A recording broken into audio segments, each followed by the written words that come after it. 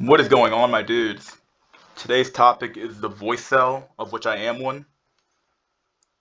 I am a voice cell because I have a stammer, I have a lisp, I have all these other problems with my voice.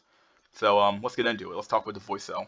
Somebody asked in this video a few weeks ago in the comment section. I can't remember who the fuck it was, but I'm making the video, so might as well. Let's do it. All right. Human voice. Definition 1 consists of sounds made by a human being using the vocal tract, including talking, singing, laughing, crying, screaming, shouting, or yelling. Definition 2 from info.wiki is the sound produced by humans to communicate in a speech or song, together with looks, charisma, and game. Voice helps create the identity of a person, especially important in game. So once again, like game only really applies when you get past the looks threshold. If you can't get past the looks threshold, then game means nothing. So if you can't use your game, it doesn't matter. So it doesn't matter what your voice sounds like if you can't get past the looks threshold. Either way. But when you do get past the looks threshold, your ability to talk and your ability to smooth talk a woman is really important. That's what we would call a game. Use particular tactics to get a woman to like you, to be around you, to date you, to fuck you, whatever you want to call it. So you need some sort of game once you get past the looks test.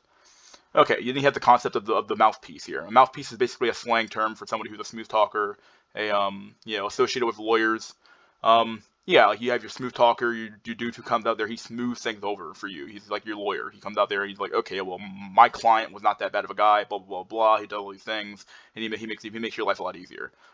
It's used in the dating community, or at least it's used in the black manosphere as a slang term for somebody that's like a very smooth talker, able to talk to women very very well, and smooth talking basically.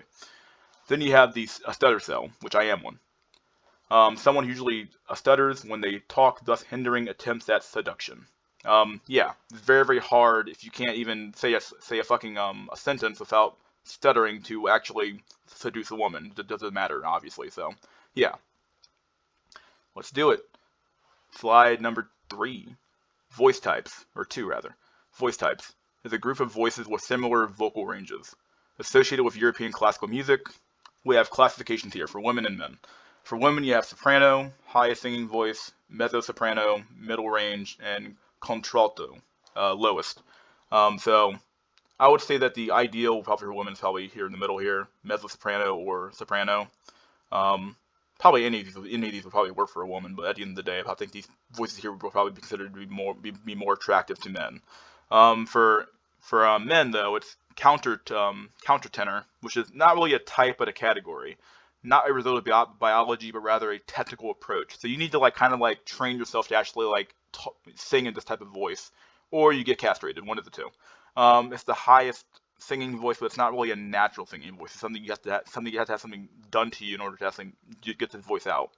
Then you have tenor, highest natural male voice, baritone, middle range male voice, and bass, lowest singing voice. For men, it's down here, between baritone and bass. You definitely want to have some sort of you want to be down here basically. You want to be down here, probably closer to like a baritone bass, somewhere down there. You want to have a deep voice, a little bit raspy, a little bit authoritative. You want it to be you want to sound like somebody. You want to sound like somebody who knows what the fuck you're talking about to some extent. So, yeah. If your voice is deeper, you definitely have a massive advantage in the dating market, as we'll go through later. So let's keep going. Then we get into the concept of paralinguistics. So you have semantics convey meaning. You have body language, hand gestures, the way we stand, walk, eye contact, etc. You could go on about this. The way you stand, the way you run, the way you're behaving, the way your face looks. All that stuff matters. It's all body language. You have tone. Character of your business come through in your mind. So come through in your word rather. So basically your tone. Like if you ever heard the phrase, watch your tone, or watch your tone when you're writing a paper. Depending on the tone that you talk in, is how people are going to perceive you. So if you talk in a very very oh well, I don't know what's going on half the time, blah blah blah. Well, people are going to be like, what the fuck's wrong with this guy? He has no clue what's going on. We can't trust him. If you're talking oh yeah, I know what's going on, blah blah blah. I know exactly what to do. We're going to do this, and this. Your tone's like, okay, he's very authoritative. He's talking to me in a direct and error-free way, and he's very very direct with me. Okay, this comes through a lot more better than someone talking oh well, I don't know what to do, blah blah blah blah blah. Okay, yeah, okay, you're fucked. You have cadence. a modulation or inflection of the voice. The inflection, like the upward inflection or the downward inflection, stuff like that. So if you're talking like a Valigro voice, oh well, what about this? Or what's going on? Like the upward inflection or the downward inflection of like, hey, what's up, guys? Or like something like that. You're going downward. So yeah, staccato is your musical articulation. You might not realize this, but you do talk in a way that's like a little bit musical. So like the way you speak kind of like moves at a certain rhythm, and that can somehow that can definitely affect the way you come across for sure. Let's keep going. Maybe I'm wrong on that, but I think that's the way I understood the term. We have vocal tone.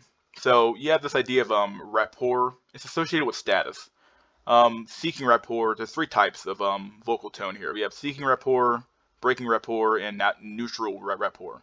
So rapport is low status here. Seeking rapport is low status. Individuals tend to ask questions. So as you can see right down here, seeking rapport, you have this upward inflection. You're asking a question. Hey, how does this work? Or hey, what's going on here, guys? Like stuff. You're talking upward. Like you're asking a question from a position of weakness, trying to like almost like suck up to somebody in a way. The weakest form of confidence and attraction from a weakest from a confidence and attraction standpoint. The Valley Girl upward inflection. I did it earlier, but you know what I'm talking about here. Everybody knows this little meme here of the Valley Girl upward inflection. Everything has this upward inflection on it. It comes across as very, very weak, very, very like okay, this person has no clue what's going on in the world. You don't want to talk to this person, etc., etc. I shouldn't keep saying it's etc. because it comes across as low IQ, but yeah, like this voice that comes across as like you have no clue what's going on. It comes across as very, very weak. As I said here, it's a very, very weak voice to talk in from a confidence standpoint. It just you don't know what you're doing. You want to talk in a way that's authoritative, talk in a way that's like you know what's going on. You want to talk like you know what's going on. Like you know what's going on around you. Like you have some clue what's going on inside your head. Like as if your brain's like like there's more going on in your brain than just like what's going on in the news today or some weird shit like that. You want to have something going on. So talk like that.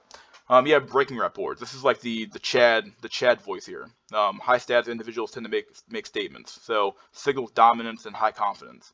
Downward inflection. So like you're gonna do this. Like the way that sounds like okay, you're going to do this, or I don't think that's true. That's like the downward inflection is there. You're talking in a way that's like oh shit, he just broke rapport. Like okay, like this is not like you're breaking the ice here, and to some extent over here you're trying to keep people and not keep people in line here, but when you're seeking rapport, you're trying to establish a relationship with somebody, and normally it's somebody who's higher up than you, it's like a manager or something like that. So you're going to ask a lot more questions. You're going to be way more timid and meek and weak. Yeah, it comes across as timid and weak. That's the word I was looking for earlier. Very, very timid and weak. And yeah, as you're seeking rapport, you're at a lower position of power. Breaking rapport, you're at a much higher position of power. You're talking down to that person. It's a downward inflection on your voice. Neutral rapport, it comes across as very, very monotonous. But it's better than seeking rapport. It's better than talking with an upward inflection. It's better to be more monotonous and talk like, hey guys, what's going on today? It's better to do that than it is to like seek rapport all the time. Like there are times where it's good to ask questions. There are times where it's good to talk in this way, depending on the situation. But it comes across as very, very meek and timid. So it's not the best idea to like use this type of talking style here. Better to either break rapport, depending on the situation, or neutral rapport, which is like it's monotonous, but at least like you're not like you don't come across as like weak. You come across as very as neutral as it says here, neutral rapport. So yeah. Then we have the accent here. A manner of pronunciation, particular or peculiar or to a particular individual, location, or nation.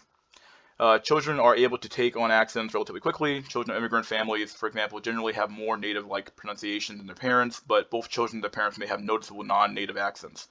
In America, this is one over American accents here. Like I'm not gonna stay on this slide very long, but you have general Americans perceived by many Americans to be accentless. Like there's no accent here. It just means you're talking like an American does, meaning a person who speaks in such a manner that does not appear to be from anywhere. So just some examples of like not so much general American, but rather just like accents you would hear in America. Southern accent, you have like your Southern drawl, that Southern. Everyone knows this is the Southern drawl from the South, like that the way of talking. New York City, everyone knows the Boston, or not Boston, but the Brooklyn accent. Yeah, everybody knows that one. I think MD does that accent. That's his accent. He does it very, very well, and it's like, yeah, it's very obvious where he's from. Texas, people think Texas has a very, very particular accent and way of talking, which I think is probably true. Louisiana, also another area I think that has its own particular accent, because I think it's like very, very French speaking, or they have a French speaking block down there. So it's like, okay, there used to be French, so makes some sense why these areas have accents. But yeah, there's various accents around the world, various accents in different cultures and ethnic groups. So depending on where you're from, you're gonna have a different accent, you're gonna have a different way of talking, and yeah, it just adds a little flavor to it. Um, an accent probably could make or break your voice for sure. Like, some people might consider a southern accent to sound stupid, or a New York accent to sound too cocky. So like, depending on your accent, you might have to like change your tone or change the way you talk to people, because like your accent can definitely affect the way that you come across. Obviously, just by the fact that it's an accent and it's part of your voice.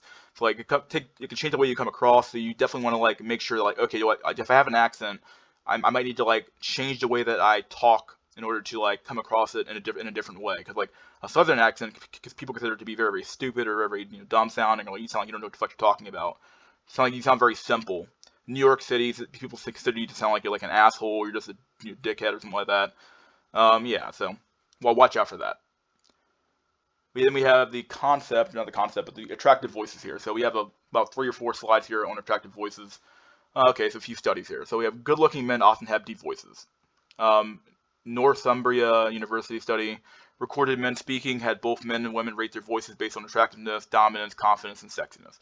The listeners, when looked at photos of the men and rated them, researchers found that men with deep voices were rated higher than those with high voices, and the deep voices and also corresponded with more attractive faces. Interesting.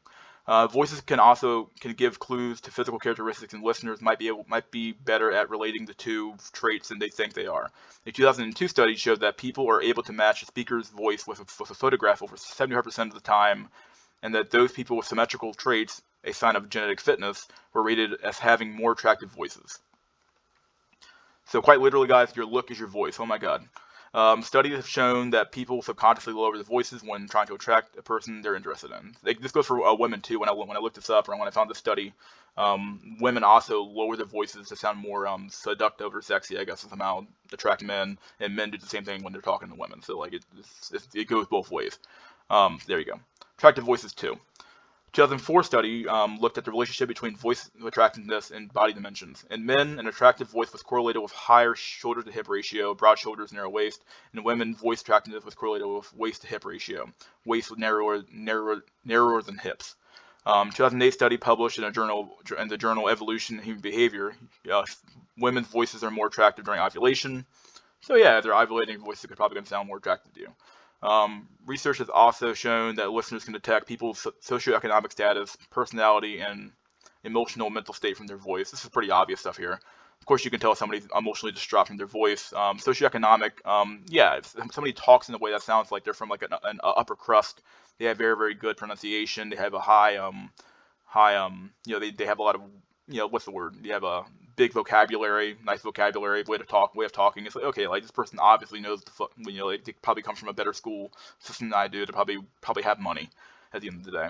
Personality, same thing. You can tell a lot about somebody's personality from the way they talk, whether or not they're like a spurg, or like whether or not they're have some sort of issue going on. It's true. And that they can estimate age, height, and weight about as accurately from voice clips as they can from photographs. This is surprising, especially the weight part. What the hell? They can tell somebody's fat. They can tell somebody's how high, your height. The fuck, your age. Age I can kind of understand, but height and weight, that's pretty weird. That's crazy to me. Let's keep going. Wait, no, we're done. We're done. All right, guys. This is Mystery School. Please like, share, subscribe, leave a comment if you have any comments to leave. If you like the video or hate the video, I don't give a fuck. Alright, guys, and never forget that wisdom is gold. See you guys next time.